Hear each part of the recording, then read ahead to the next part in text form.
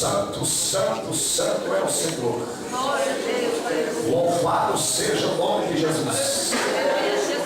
Engrandecido é o nome do Senhor.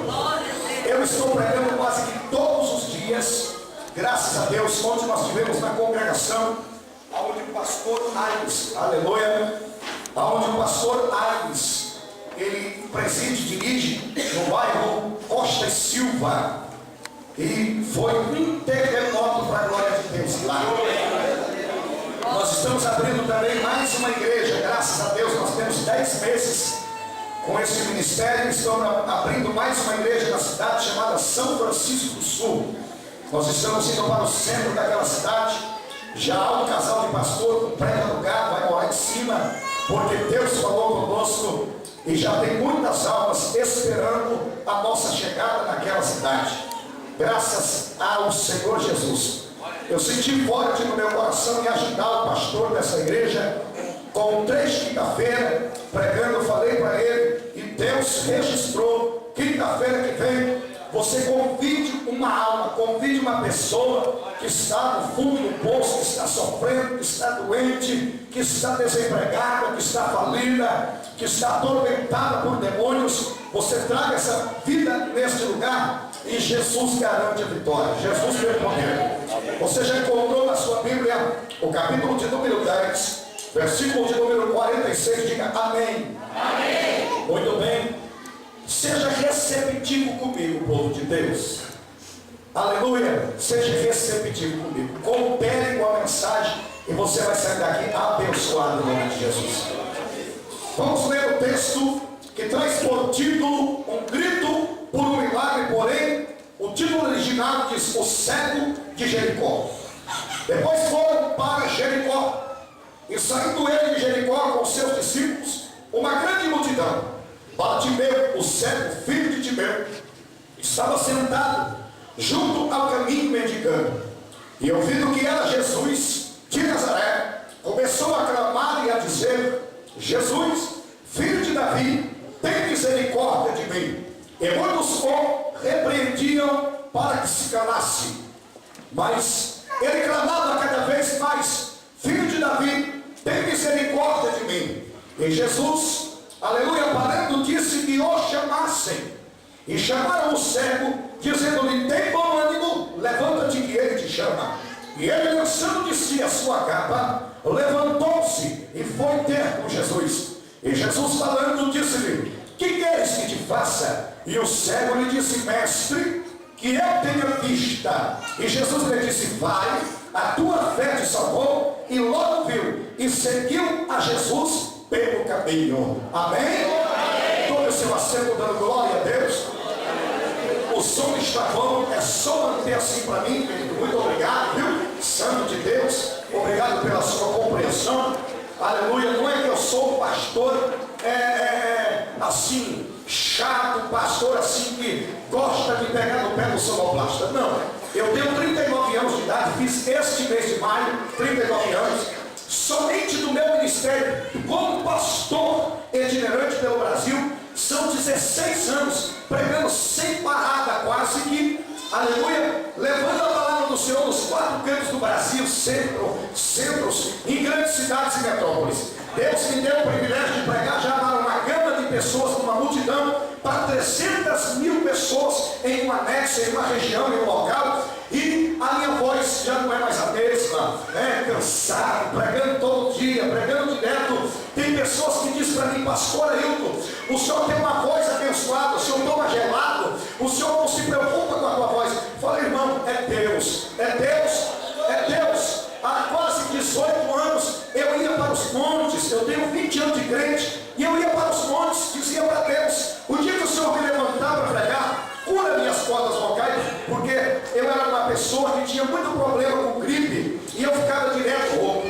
Depois que Deus operou esse mistério na minha vida, acabou. Aleluia, eu posso pregar agora, posso sair daqui para uma vigília, posso pregar amanhã de manhã, posso pregar de noite, a voz é a mesma, graças a Deus.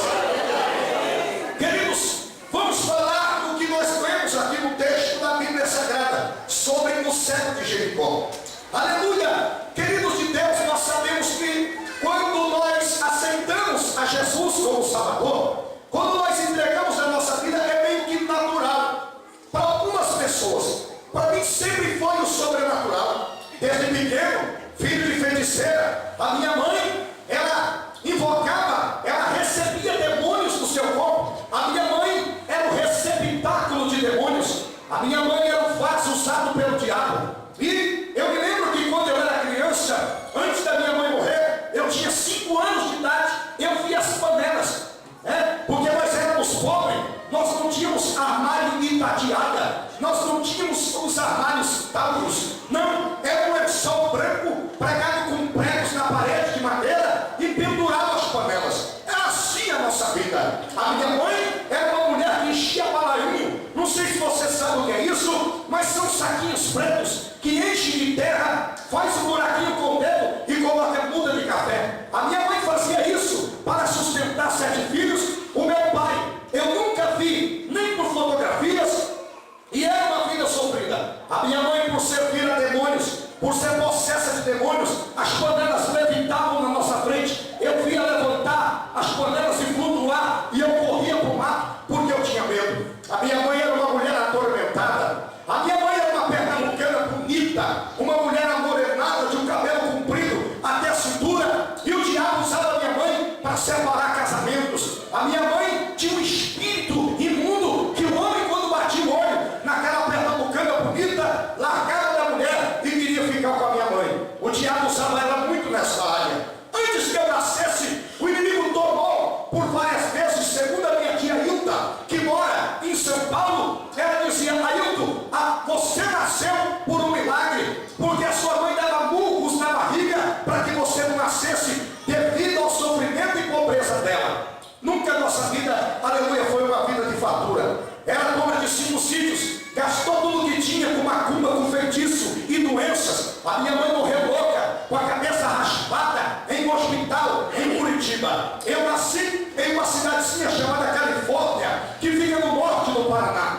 Depois saí de lá, fui para São Paulo e fiquei em São Paulo, e lá eu aceitei a Cristo. Mas Deus havia falado em um orfanato onde eu morei, em uma cidadezinha chamada Mandaguari, no meio de uma grande multidão. O profeta apontou para mim e disse: olha, menino, Deus vai te fazer um pregador da palavra, você vai ser um pastor pregador, Deus vai te usar muito. E ali eu chorava sem entender o motivo daquilo ali. Vi grandes coisas, vi mistérios sobrenaturais com os meus próprios olhos, vi a glória de Deus, fui arrebatado do meu corpo por 3 vezes. Um anjo desceu uma certa feita, me pegou pelas mãos, me tirou da cama. Eu olhei e vi meu corpo deitado e disse a ele: engraçado, eu estou de pé, meu corpo deitado. Ele disse para mim: me segue, segure a minha mão. E me mostrou cidades, me mostrou placas, e algumas dessas cidades que eu vi naquele arrebatamento, eu já vi e já fui e já preguei em algumas igrejas pelo Brasil. Querido, eu estou dizendo tudo isso para chegar em uma análise, aleluia, do que é o poder de Deus na boca de um cristão, quando ele glorifica o nome do Senhor, quando ele exalta o nome do Senhor. Muitas vezes eu passava dentro de igrejas pentecostais, aonde o povo estava dando glória misturado com aleluia. Eu não entendia. Eu parava quando criança, 12, 13 anos, na porta da igreja, e eu gritava gol, e saía correndo, porque eu achava que aquilo ali era a voz de um radialista. Eu não entendia nada, mas Deus estava olhando do céu, Deus estava contemplando do céu. Eu não gostava de crente, eu odiava crente. Eu fui gerente de 2 empresas grandes em São Paulo, e eu não gostava nem de conversar com crente. Mas Deus, aleluia, o Deus que falou, o Deus que fala, o Deus que lança uma profecia, o Deus que fala contigo, Ele é fiel para cumprir. Descansa o teu coração, porque quem tem promessa, que está no mundo e não está na igreja, na presença de Deus, calma lá, fique tranquilo. Deus não é devedor a ninguém, Deus não deve nada para ninguém. E antes que você desça a sepultura, antes que o seu tempo cabe aqui na terra, Deus vai salvar a tua família se Ele prometeu. Você pode dar um grito de glória a Deus? Diga para quem está do teu lado, diga para ele: o milagre hoje é dando glória, viu? Aleluia.